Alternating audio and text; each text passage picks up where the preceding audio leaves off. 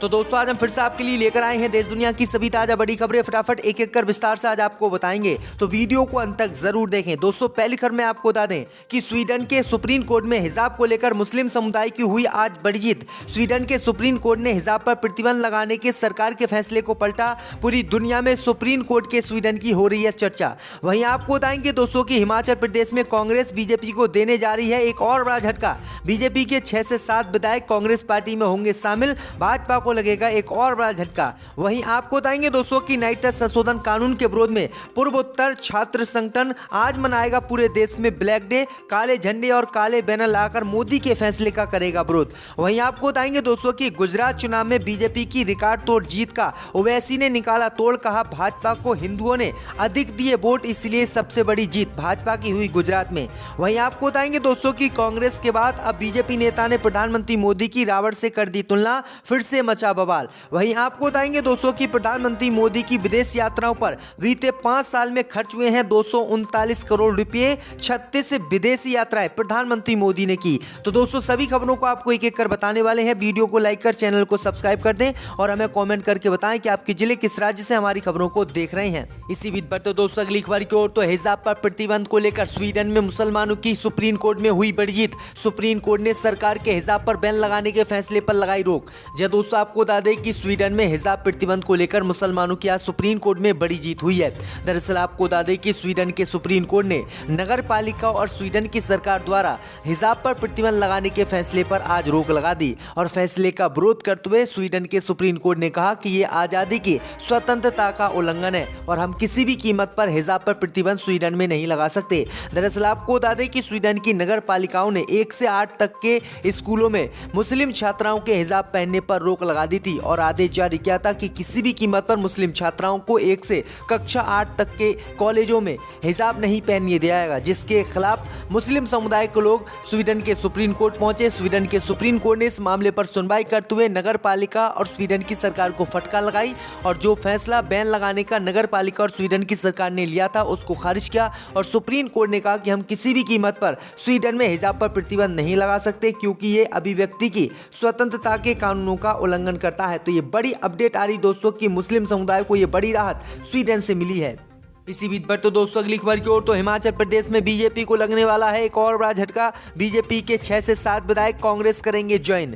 जय दोस्तों आपको बता दें कि हिमाचल प्रदेश में हारने के बाद बीजेपी को एक और बड़ा झटका कांग्रेस पार्टी देने जा रही है।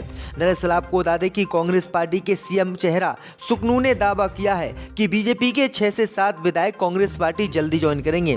उन्होंने कहा कि ये सारे विधायक हमसे मिले हैं और उन्होंने कहा कि हम बीजेपी में नहीं रहना चाहते हैं क्योंकि बीजेपी अच्छी पार्टी नहीं है और ये विकास नहीं कर पाती है। इसी के साथ ही कांग्रेस पार्टी के सीएम फेस सुखविंदर सिंह सुखनू ने कहा कि हमें 3 निर्दलीय विधायकों ने भी अपना समर्थन देने का ऐलान कर दिया है।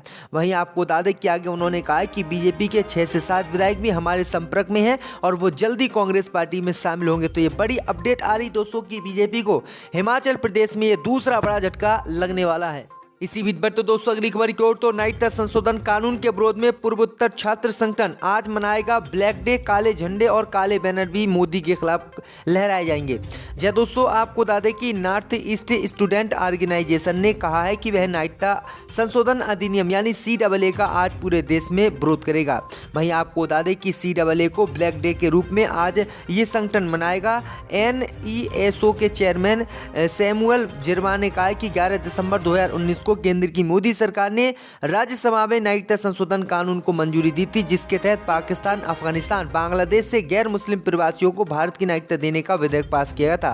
उन्होंने कहा कि 11 दिसंबर को पूरे पूर्वोत्तर के लिए हमेशा ब्लैक डे के रूप में याद किया जाएगा। उन्होंने कहा कि पूर्वोत्तर राज्य में प्रभावशाली छात्र निकायों के संगठन NESO के सदस्य पूरे क्षेत्र में महत्वपूर्ण स्थानों पर काले झंडे और काले बैनर लगाएंगे। उन्होंने कहा कि यह प्रदर्शन भारत सरकार को यह संदेश देने के लिए है कि हम इस नागरिकता अधिनियम 2019 के खिलाफ हैं। तो ये बड़ी अपडेट आई दोस्तों कि नागरिकता संशोधन कानून और NRC को लेकर एक बार फिर से पूर्वोत्तर राज्यों में विरोध शुरू हो गया है और मोदी सरकार के खिलाफ ब्लैक डे मनाने का ऐलान किया गया है। इसी बीच बढ़ते दोस्तों अगली खबर की ओर। तो गुजरात चुनाव पर बोले असदुद्दीन ओवैसी, कहा भाजपा इसलिए जीत गई क्योंकि उसको हिंदुओं ने दिया अधिक वोट। जी दोस्तों, आपको बता दें कि एआईएमआईएम के प्रमुख असदुद्दीन ओवैसी ने गुजरात विधानसभा चुनाव परिणाम 2022 पर बात करते हुए कांग्रेस और आम आदमी पार्टी की आलोचना की और उन पर जमकर निशाना साधा। ओवैसी ने गुजरात चुनाव में वोट काटने के आरोपों को खारिज किया। इसके साथ ही कहा कि अब राजनीतिक लड़ाई इस बारे में है कि पीएम मोदी से बड़ा हिंदू कौन है। ओवैसी ने शनिवार आज तक के कार्यक्रम में गुजरात चुनाव में वोट काटने के आरोपों को खारिज करते हुए बीजेपी के लिए बोला कि बीजेपी इसलिए चुनाव जीत रही है क्योंकि उससे ज्यादा हिंदू वोट मिल रहे हैं। ओवैसी ने कांग्रेस और आम आदमी पार्टी पर निशाना साधा और कहा राजनीतिक लड़ाई अब इस बारे में है कि पीएम मोदी से बड़ा हिंदू कौन है। ओवैसी ने दावा किया कि भाजपा का स्पष्ट रूप से मुस्लिम समुदाय से कोई संबंध नहीं है और आप और कांग्रेस भी वही काम कर रहे हैं और ये भी मुस्लिम समुदाय को छोड़ रहे हैं और ये हिंदुओं की तरफदारी करने के लिए तैयार हैं।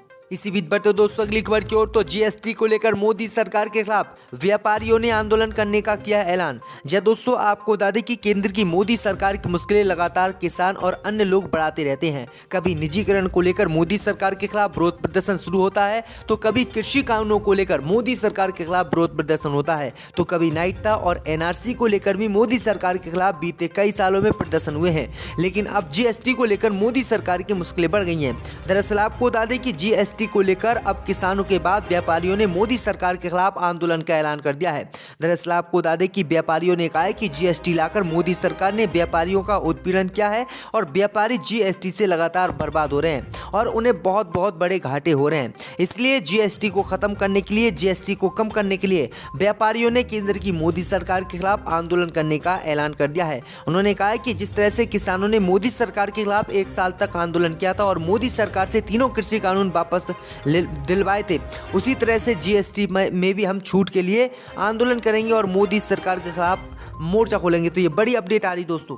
इसी बीच बढ़ते दोस्तों अगली खबर की ओर। तो बीते 5 साल में मोदी की विदेशी यात्रा पर खर्च हुए 239 करोड़ रुपए।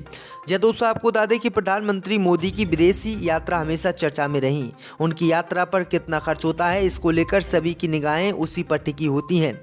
ऐसे में केंद्र की मोदी सरकार ने राज्यसभा में प्रधानमंत्री मोदी की विदेश यात्राओं पर होने वाले खर्च का पूरा ब्यौरा दिया। राज्यसभा में विदेश राज्य मंत्री वी मुरलीधरन ने बताया है कि प्रधानमंत्री मोदी ने 5 सालों में कुल 36 विदेश यात्राएं की हैं।